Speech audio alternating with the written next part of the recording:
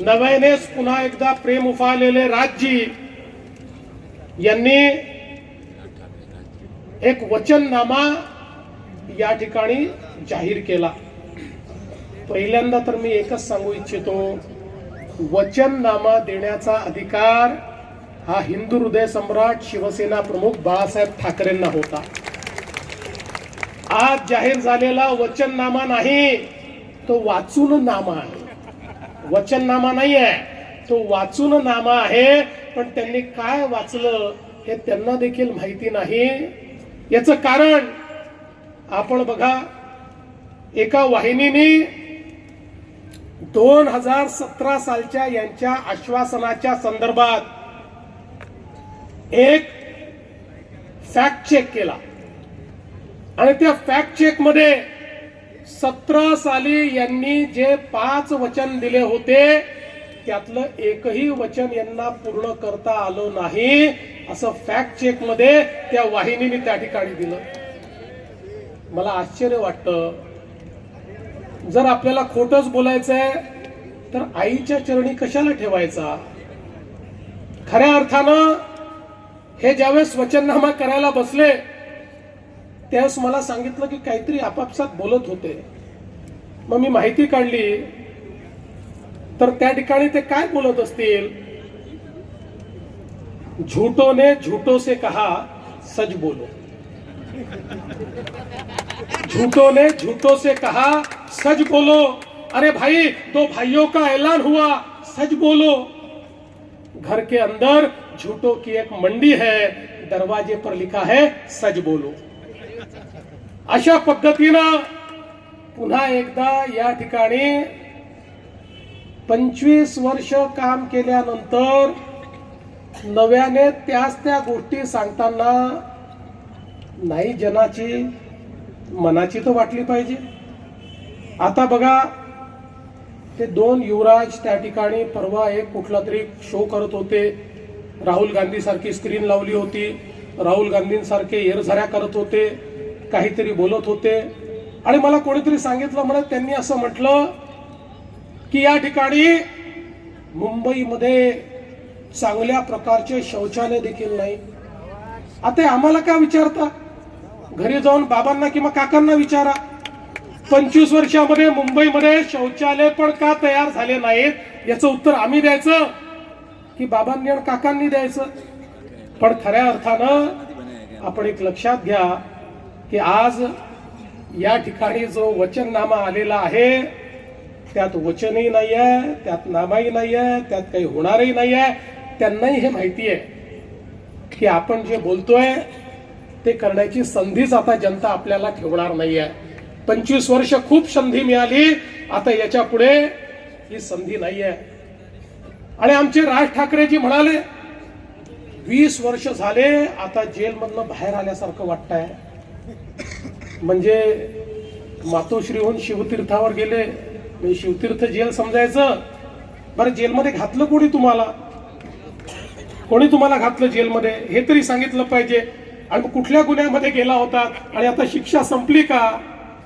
खरं म्हणजे आज ज्यावेळी अनेक लोकांनी ते बघितलं, मी तर नाही बघितलं, मी आपले कार्यक्रम करत होतो, मला अनेकांनी सांगितलं की राज ठाकरेंची काही बॉडी लँग्वेज लक्षात येत नव्हती, काही जमत नव्हतं, नेहमीसारखे राज ठाकरे वाटत नव्हते. मी तुम्हाला यापूर्वीच सांगितलेलं आहे, आमच्या अमित साटमने देखील सांगितलेलं आहे, हा प्रीती संगम नाही आहे, हा भीती संगम आहे. या ठिकाणी महायुतीच्या भीतीमुळे आता हे एकत्रित आलेले आहेत, याच्यामध्ये कुठलीही प्रीती नाही आहे, हे आपण लक्षात घेतलं पाहिजे. मला कोणीतरी म्हणालं कार्टुनिस्ट आणि कॅमेरामॅनची युती झाली. मी म्हटलं नाही, असं म्हणणं योग्य नाही. मग म्हणे कॉमेडियन आणि कॅमेरामॅनची युती झाली. म्हटलं हेही म्हणणं योग्य नाही. मी त्याला स्पष्ट सांगितलं कोणाचं प्रोफेशन काही असू शकतं, त्याच्यावरनं तुम्ही त्यांची खिल्ली उडवणं हे योग्य नाही. ही युती कार्टुनिस्ट आणि कॅमेरामॅनची नाही आहे, ही युती कन्फ्युजन आणि करप्शनची युती आहे. एक कन्फ्युज्ड आहे आणि दुसरा करप्ट लोकांचा नेता आहे. कन्फ्युजन आणि करप्शनची नीती आहे. आणि खऱ्या अर्थानं आपण एक लक्षात घ्या, या कन्फ्युजन आणि करप्शनच्या विरुद्ध आमची युती कॅपॅसिटी आणि करेजची युती आहे. या मुंबईला बदलण्याचा एक ध्यास घेऊन या ठिकाणी आता आम्ही युती केली आहे. बघा, आहे बलात्काराचा आरोप असू द्या, खोटे प्रमाणपत्र असू द्या, त्यांच्याकरता पाय घाड्या घालत हे निघालेले आहेत. आणि म्हणून बंधू भगिनींनो, खऱ्या अर्थानं आज जर या ठिकाणी आपण बघितलं तर यांच्याजवळ सांगण्याकरता काहीच नाही. हे काहीच सांगू शकत नाही. हे या ठिकाणी कुठल्याही प्रकारे विकासावर बोलत नाहीत. मी तर 4 वेळा सांगितलं, 4 वेळा, की विकासावरचं यांचं भाषण दाखवा आणि 1000 रुपये मिळवा. माझे 1000 रुपये अजून खिशातच आहे, ते जातच नाहीत. त्यामुळे आज मी ठरवलं की आता 1000 रुपये नाही, ते जर विकासावर बोलले मी 2000 रुपये या ठिकाणी देणार आहे. मी माझा प्राइज मनी जो आहे आता 2000 रुपयाला नेलेला आहे.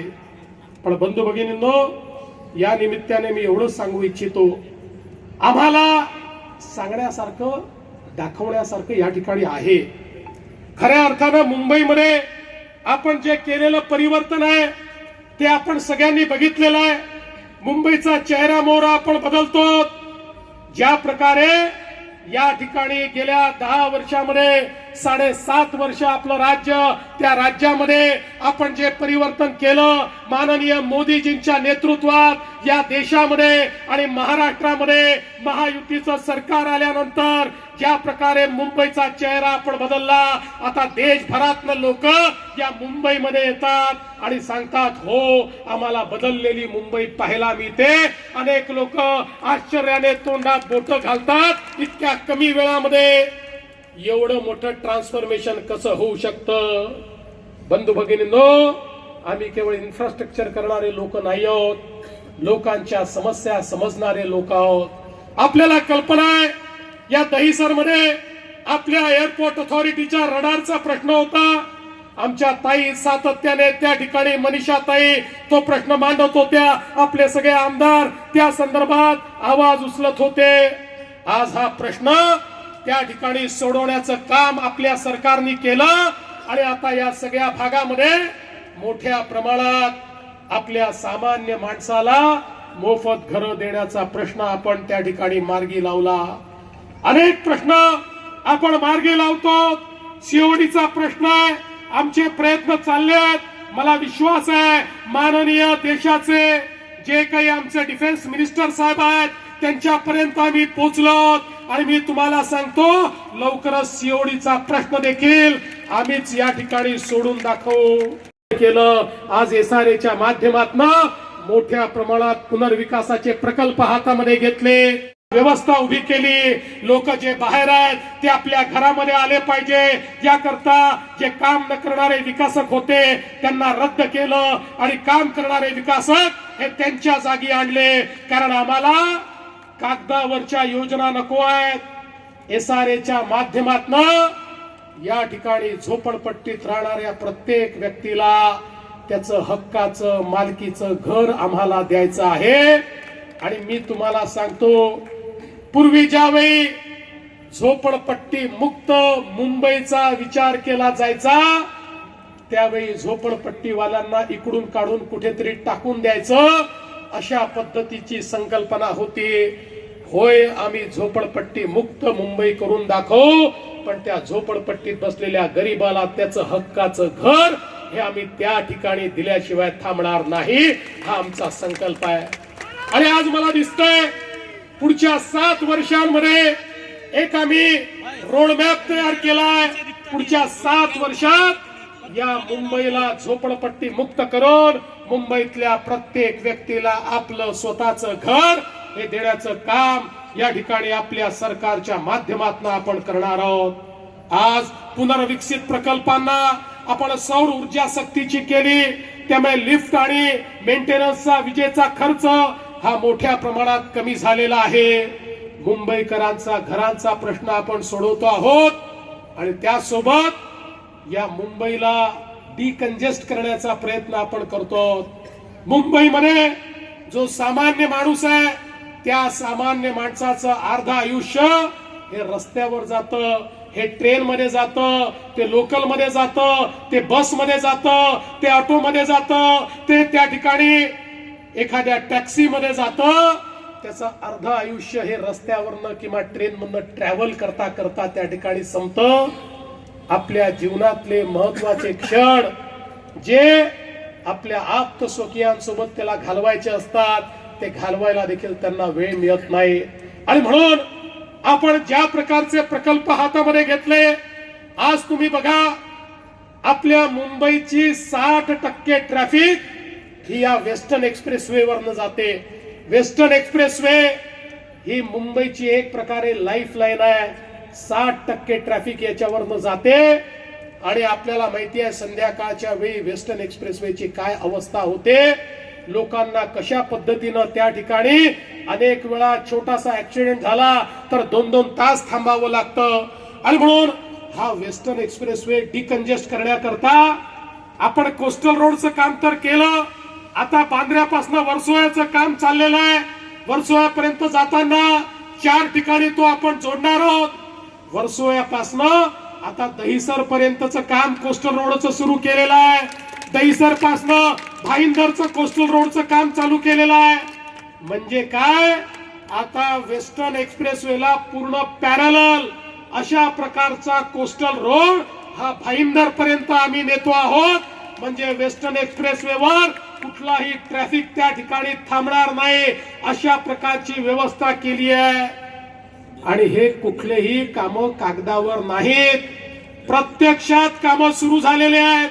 त्या ठिकाणी मोठ्या प्रमाणात सगळ्या परमिशन घेऊन आता कामाची सुरुवात केली आहे. आणि आमचा प्रयत्न आहे 2028 सालापर्यंत वेस्टर्न एक्सप्रेसवेला संपूर्ण पॅरलल असा कोस्टल रोड हा भाईंदर पर्यंत आम्ही त्या ठिकाणी नेऊन दाखवू.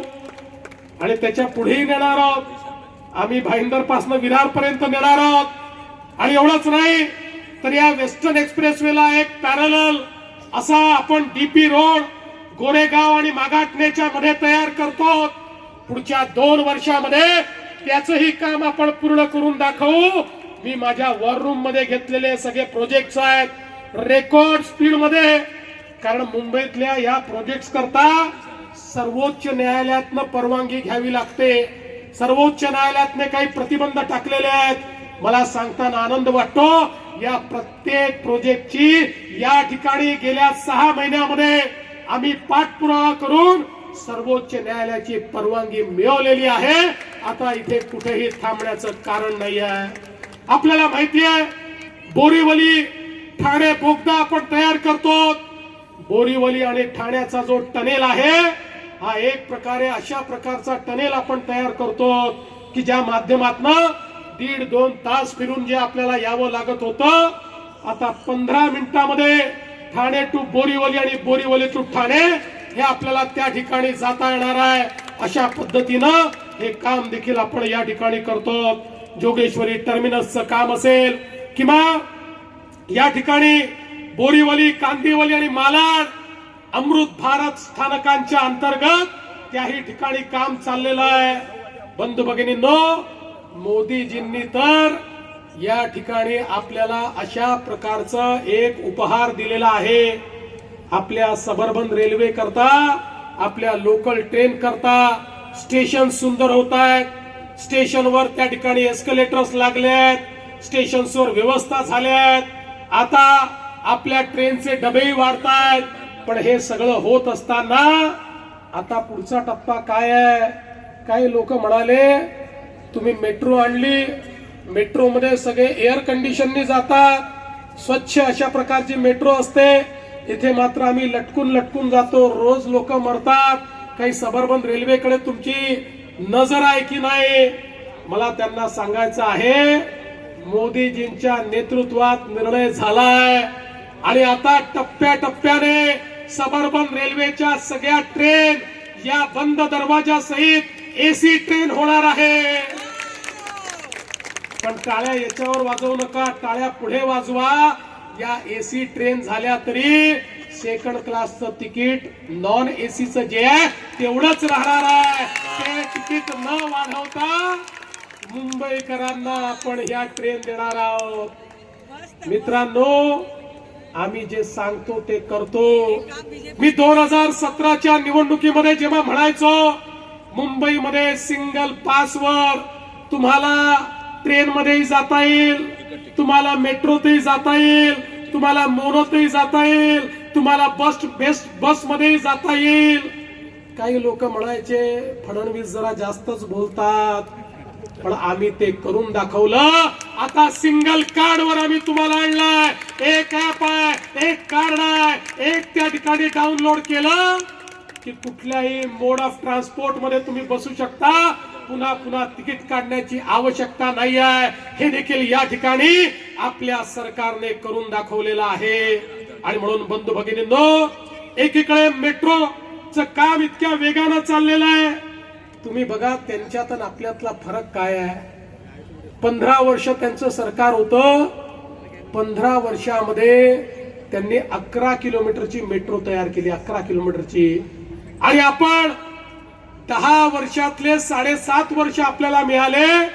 त्या 7.5 वर्षामध्ये मोदीजींच्या नेतृत्वामध्ये 475 किलोमीटरच्या मेट्रोचं काम चालू केलं।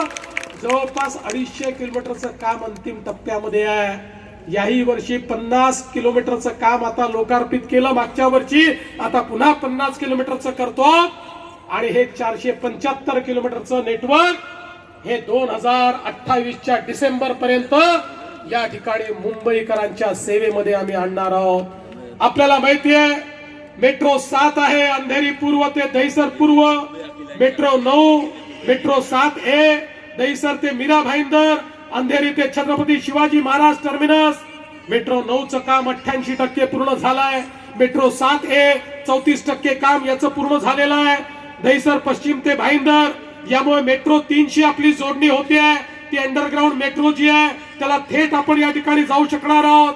म्हणजे एकीकडे कुलाबा असेल, दुसरीकडे विमानतळ असेल, कुठेही जाण्याकरता आता रस्त्याच्या ट्रॅफिकची आवश्यकता नाही आहे। आता आपण थेट त्या ठिकाणी जाऊ शकणार आहोत। काही लोक मला म्हणाले की फडणवीस साहेब तुम्ही नवी मुंबईला एअरपोर्ट केलं, आता इतक्या दूर आम्ही जायचं कसं? मी म्हटलं हे एअरपोर्टही चालणार आहे, पण तुम्हाला सांगतो काही दिवसांनी तुमच्या लक्षात येईल जेवढ्या वेळात या एअरपोर्टवर पोहोचतात तेवढ्याच वेळात त्याही एअरपोर्टवर आम्ही तुम्हाला पोहोचवणार आहोत। याचं कारण आता कोस्टल रोडनी तुम्ही वरळी पर्यंत येऊ शकाल, वरळीवरनं शिवडी पर्यंत एक एलिव्हेटेड रोड हा पुढच्या वर्षी म्हणजे 2026च्या शेवटापर्यंत आम्ही तो संपवणार आहोत। तिथनं तुम्ही 10 मिनिटात शिवडीला पोहोचाल, तिथनं 12 ते 14 मिनिटात तुम्ही नवी मुंबईत पोहोचाल, तिथनं अजून एक कोस्टल रोड जो पुढच्या 4 ते 6 महिन्यात होतोय तो थेट एअरपोर्टला तुम्हाला नेल। म्हणजे इथनही तुम्ही जवळपास 25 ते 40 मिनिटांमध्ये थेट नवी मुंबईच्या एअरपोर्टला जाऊ शकाल। या सगळ्या नॉर्थच्या आमच्या सगळ्या वेस्टर्न सबअर्बच्या लोकांना देखील त्या ठिकाणी जाण्याची व्यवस्था आम्ही करतो। एक असं जाळं रस्त्यांचं तयार करतो की मुंबईच्या कुठल्याही कोपऱ्यातून कुठल्याही कोपऱ्यामध्ये जायचं असेल तर मॅक्सिमम टाइम हा 59 मिनिटाचा असला पाहिजे। अशा पद्धतीनं या ठिकाणी आपण काम करतो। आज आपल्याला माहिती आहे मोठ्या प्रमाणात एसटीपीचं काम आपण सुरू केलं। या मुंबईतलं सगळं पाणी आमच्या नद्यांमध्ये, नाल्यांमध्ये आणि समुद्रात जात होतं। सगळी घाण, सगळं सांडपाणी 25 वर्षामध्ये मुंबई सारख्या शहरामध्ये एसटीपीचं काम हे करू शकले नाही। आपलं सगळं घाणेरडं पाणी आपल्या नदी नाल्यांमधनं आपल्या समुद्रात जात असल्यामुळे समुद्राचे किनारे खराब झाले। आमच्या सगळ्या नद्या त्या ठिकाणी या देखील प्रदूषित झाल्या। आता मोठ्या प्रमाणात एसटीपीचं काम चालू केलंय। मालाड एसटीपी 4523 कोटी रुपयाचं काम हे त्या ठिकाणी होत आहे। आणि नदी पुनरुज्जीवनाच्या अंतर्गत दहिसर असेल, कोईसर असेल, ओशिविरा असेल, मिठी नदी असेल, सगळ्यांचं काम आम्ही सुरू केलं। 2490 कोटी रुपये त्याच्याकरता दिलेले आहेत। अर्थात मिठी नदीचं काम त्यांनी सुरू केलं होतं, पण मिठी नदीमध्ये मिठाई खाण्याचं काम त्यांनी केलं। लोक जेलमध्ये आहेत। 80 कोटीची मिठाई ज्यांनी मिठीमध्ये खाल्ली त्यांना जेलमध्ये पोहोचवण्याचं काम देखील आपण या ठिकाणी केलं आहे. आणि म्हणून बंधू भगिनींनो, आज या ठिकाणी ज्यावेळी आपल्या समोर आम्ही मत मागण्याकरता आलो आहे, we are time tested people. आम्ही असे लोक आहोत ज्यांचा अनुभव तुम्ही घेतलेला आहे, ज्यांनी करून दाखवलेला आहे. आम्ही नुसते बोर्ड लावत नाही, करून दाखवलं करून दाखवलं करून दाखवलं. अरे काय करून दाखवलं? मुंबईमध्ये भ्रष्टाचार करून दाखवला, कोविडमध्ये घोटाळे करून दाखवले, मिठीमध्ये गाळ खाऊन दाखवला, शौचालयामध्ये काय काय खाऊन दाखवलं. आता मला या ठिकाणी सांगण्याची आवश्यकता नाही आहे, त्यामुळे आम्ही करून दाखवल्याचे बोर्ड लावणारे लोक नाही आहोत. तर या ठिकाणी आमच्या कामाची जिवंत स्मारक ही मुंबईकरांना त्या ठिकाणी दिसतायत आणि मुंबईकर आपल्या त्या ठिकाणी सांगतायत की होय, महायुतीनेच करून दाखवलं. हे मुंबईकर आज या ठिकाणी सांगतायत. बंधू भगिनींनो, काल परवापर्यंत आपल्या पराभवाचा ठपका ईव्हीएम ईव्हीएम ईव्हीएम करून ठेवणारे लोक आता ईव्हीएम विसरले. आता त्यांनी नवीन सुरू केलं, बिनविरोध बिनविरोध बिनविरोध. आता आले आमचे बिनविरोध. आता या ठिकाणी जर काही उमेदवारांना असं वाटलं की भाजप, शिवसेना, महायुती अपराजित आहे, यांच्यासोबत आम्हाला लढून फायदा नाही, तर त्यांनी परत घेतला. तर आमचे अविरोध आले, आमचेच थोडी आले. तो कुठला तरी मुस्लिम पक्ष आहे, त्याचे लोक आले. कोणीतरी त्या ठिकाणी एक इंडिपेंडंट आहे, तोही या ठिकाणी अविरोध आला.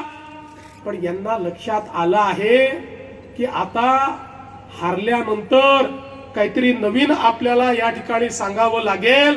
म्हणून त्याचं नरेटिव्ह बिल्डिंग हे अविरोधच्या माध्यमातून या ठिकाणी केलं आहे.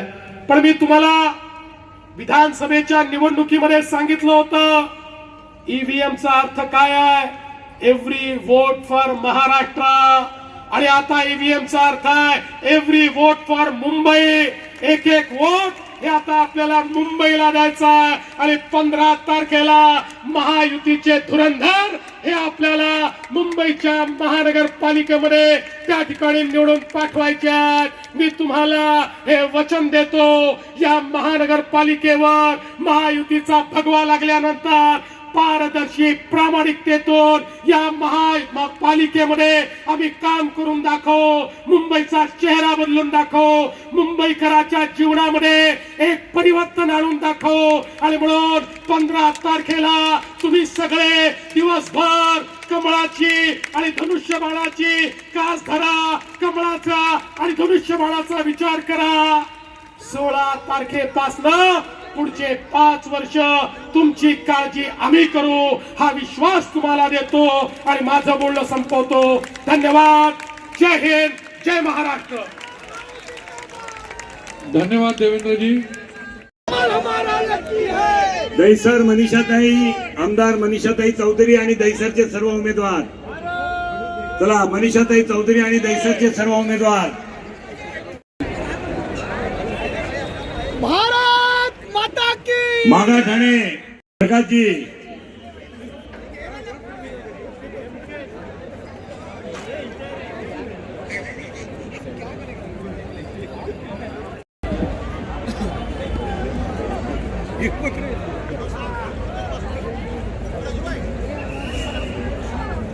चारकोपचे सर्व फडणवीस आणि आमदार योगेश सागरजींबरोबर.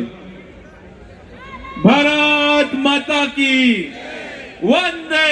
आदम, हमारा सीएम कैसा हो. मोठ्या संख्येने उपस्थित झालात त्याबद्दल आपल्या सर्वांचे खूप खूप आभार. आता राज्यगीत आणि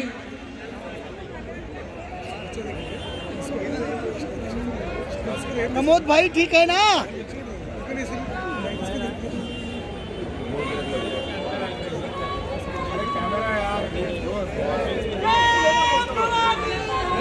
जय जय जय जय जय शिवाजी.